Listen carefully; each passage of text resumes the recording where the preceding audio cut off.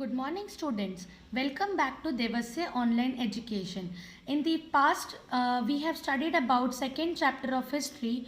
Now we'll continue with the same chapter, the part 3. In this, we are going to study about the Marathas and the annexation and its case study. After the third battle of Panipat in 1761, the Marathas were shattered due to attack of Ahmad Shah Abdali. It was due to lack of unity amongst the Marathas. तो battle of Panipat जो तीसरी बार हुआ था उसके बाद जो मराठास थे वो पूरी तरीके से ख़त्म हो चुके थे बिकॉज उस वक्त अहमद शाह अब्दाली ने उनके ऊपर अटैक किया था. उनकी यूनिटी ना होने की वजह से मराठास 5 ग्रुप्स में बट चुके थे. पहला ग्रुप था पेशवास, सेकेंड थे गायकवाड़, थर्ड थे होलकर्स, चौथे थे Bhosles and the fifth one was your Scindias. And the chief had a power struggle. तो जो उनके चीफ थे उनको काफ़ी स्ट्रगल करना पड़ा.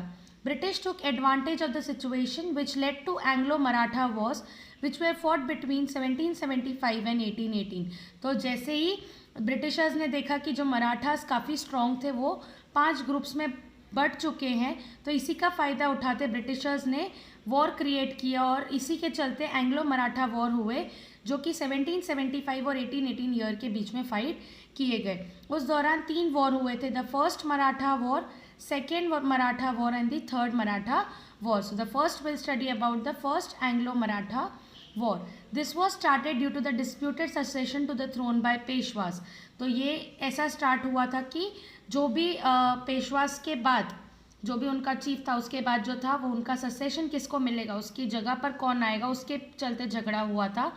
Maratha chief Madhav Rao two was supported by Nana Phadnavis and Raghunath Rao was supported by the British. तो मराठा के जो चीफ थे माधव राव उन्हें पूरा सपोर्ट मिल रहा था नाना फडनाविस से, और जो रघुनाथ राव थे उनको पूरा सपोर्ट मिल रहा था ब्रिटिशर से. The Maratha chief defeated the British force in spite of the additional contingent of army force send by Warren Hastings. तो एक तरफ थे मराठास और एक तरफ थे ब्रिटिशर्स. तो मराठा चीफ्स ने मिलकर ब्रिटिशर्स को बुरी तरीके से हरा दिया. इवन दो वॉरेन हेस्टिंग ने इंग्लैंड से आर्मी भेजी थी तभी भी वो हार गए.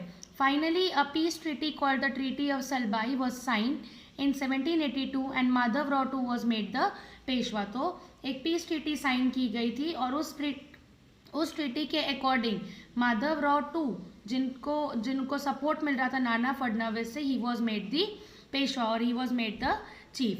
Then the next is the second Anglo Maratha war. The Maratha chief that is Scindia and the Bhosles. 5 थे, पहला था पेशवा, अभी जो दूसरे और तीसरे थे वो सिंधिया और भोसले थे. They did not adhere to the subsidiary alliance. अभी हमने लास्ट में पढ़ा था कि सब्सिडरी अलायंस एक ऐसी ट्रीटी थी जहाँ पर ब्रिटिशर्स जो कहेंगे हमें उसके अकॉर्डिंग काम करना था. तो सिंधिया और भोसलेज ने सब्सिडरी अलायंस ट्रीटी को फॉलो नहीं किया and they declared war against the British. उस चीज़ को अप्लाई नहीं किया इसलिए ब्रिटिशर्स के अगेंस्ट वॉर डिक्लेयर कर दिया. They declared war against the British but were defeated and had to part with Bhuj and Ahmednagar. तो वो लोग हार गए तो they were have to be the part of Bharuch and Ahmednagar.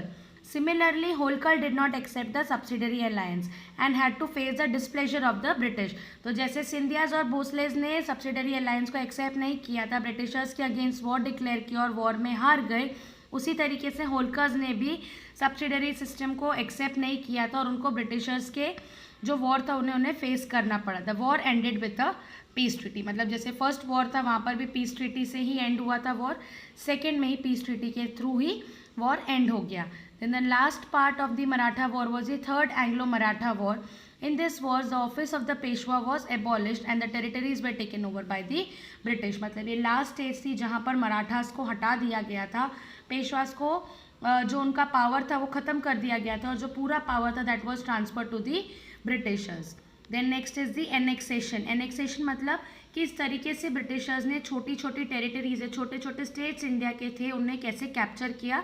This is short case study of different states. So first is the Sindh. Sindh was brought under control by the treaty signed with armies of Sindh in 1809.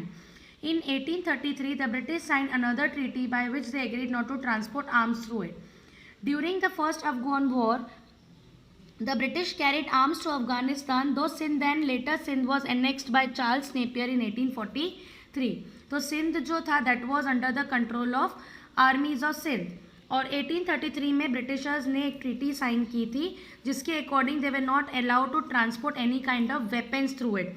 But first Afghan war के time पे Britishers ने अफगानिस्तान से arm transfer किया था सिंध में, और सिंध को बाद में इंग्लैंड का एक ऑफिसर था जिनका नाम था चार्ल्स नेपियर, उन्होंने सिंध को कैप्चर कर लिया in the year 1843।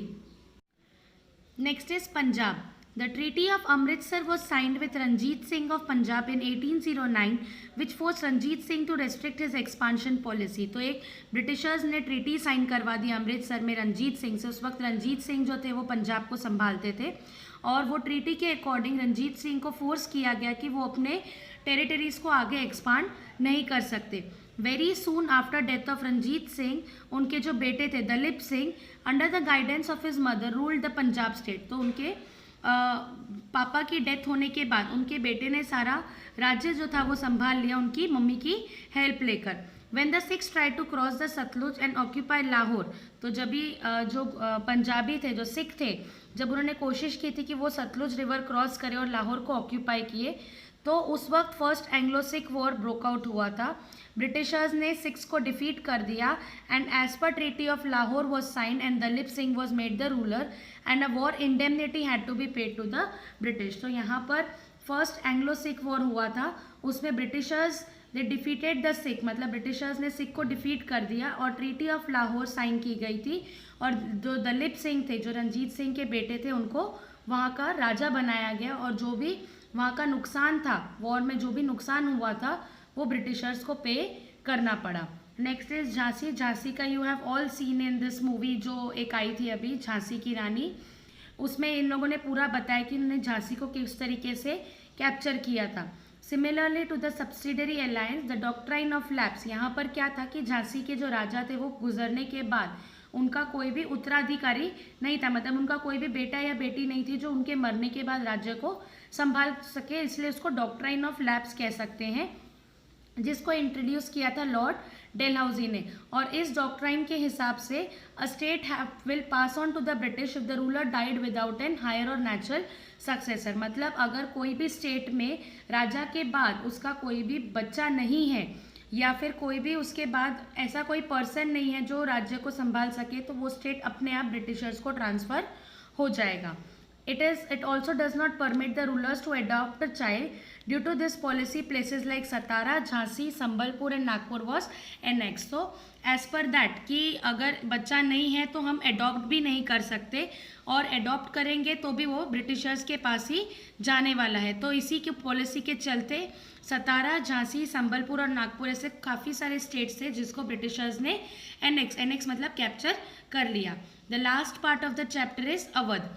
Dalhousie annexed Awadh under the pretext of mismanagement, मतलब जहाँ पर मैनेजमेंट प्रॉपर नहीं थी, राजा था बट संभालने के लिए कोई भी बराबर काम नहीं हो रहा था। Political success establish British supremacy over the Indian territories, तो पॉलिटिकली तो ब्रिटिशर्स ने अपना राज्य जो था इंडिया में सेटल कर ही चुके थे।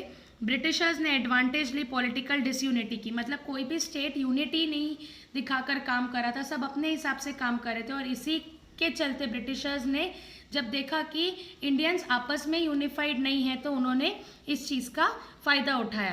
British started the colonial system in India. अब कॉलोनियल सिस्टम एक ऐसा सिस्टम होता है जहाँ पर एक पावरफुल कंट्री छोटे स्टेट को रूल करेगी, and in a systematic manner.